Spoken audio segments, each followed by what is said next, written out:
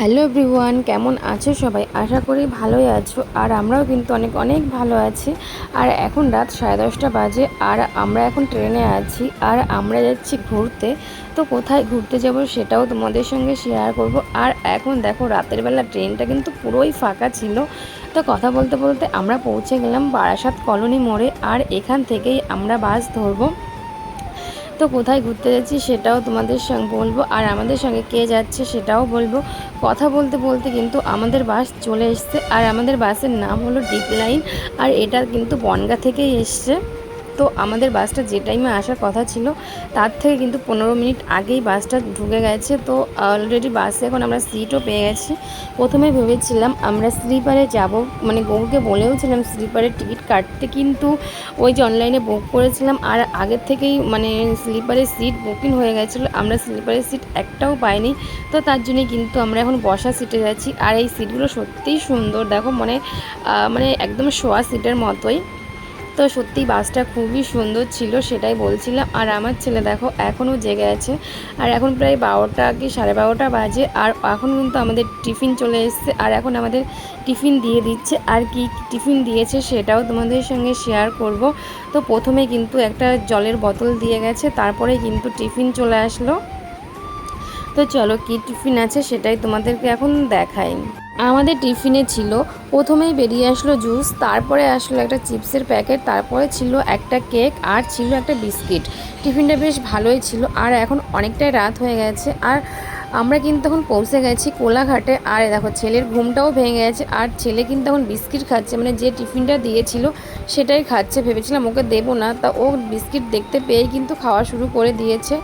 আর এখন কিন্তু আমরা পৌঁছে গেছি আমাদের গন্তব্যস্থলে, আর এখন বাজে ভোর 5টা। আর আমাদের বাস নামার কথা ছিল 5:30টায়, তার আধ ঘন্টা আগেই কিন্তু বাসটা মানে আমাদের নামিয়ে দিয়েছে। আর আমরা কোথায় এসেছি তোমাদের তো এখনও বললামই না আমরা কোথায় এসেছি। আর আমরা এসেছি দীঘাতে।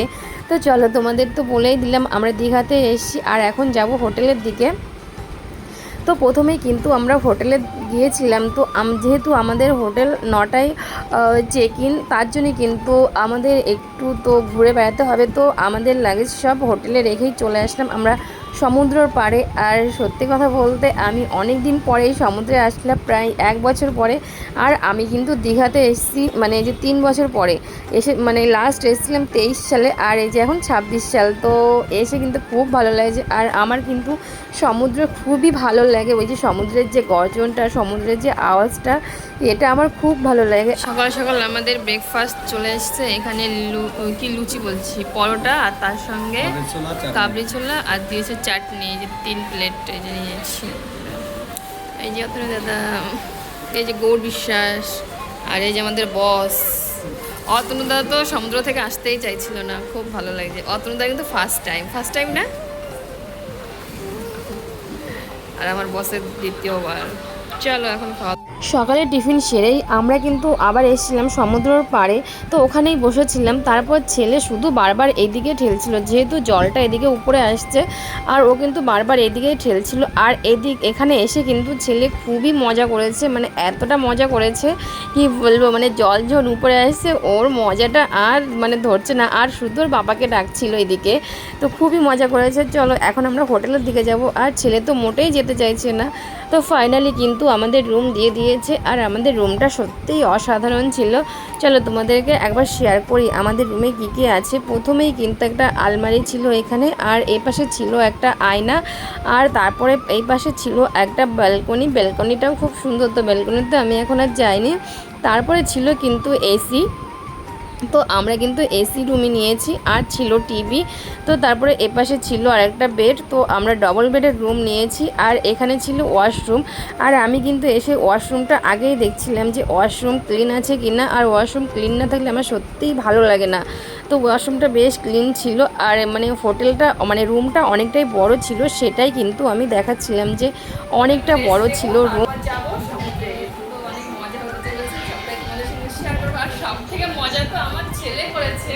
তো দেখা যাক এরপরে ওকে আবার নিয়ে যাবো, এখনো কষ্ট করছে, এখন দেখাচ্ছি না কারণ এখন খালি গায়ে আছে। তো পরে রুমে এসেই কিন্তু কাজ শুরু করে দিয়েছি। আর প্রথমেই কিন্তু জল গরম করে নিচ্ছি, কারণ ছেলেকে এখন খাওয়াতে হবে আর ছেলের ফ্লাক্সেও একটু জল ঢালতে হবে। তো ছেলেকে এখন নাস্টাম খাওয়াবো।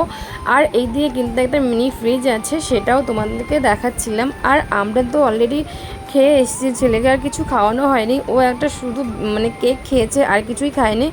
তাই ভাবলাম ওকে এখন একটু খাইয়ে নেব, তো তারপরে আমরা টানা একটা মানে লম্বা ঘুম দেব, তারপর যাব সমুদ্রে। তো চলো এখন আমরা মানে ছেলেকে খাইয়ে একটু রেস্ট নেব। আর আমি দেখাচ্ছিলাম যে এই পাশের মানে ভিউটা জাস্ট অসাধারণ লাগছে। তো চলো আজকের মতো এই পর্যন্তই, আবার দেখা হচ্ছে নতুন কোনো ভিডিওর সাথে। টাটা বাই, সবাই ভালো থেকো, সুস্থ থেকো।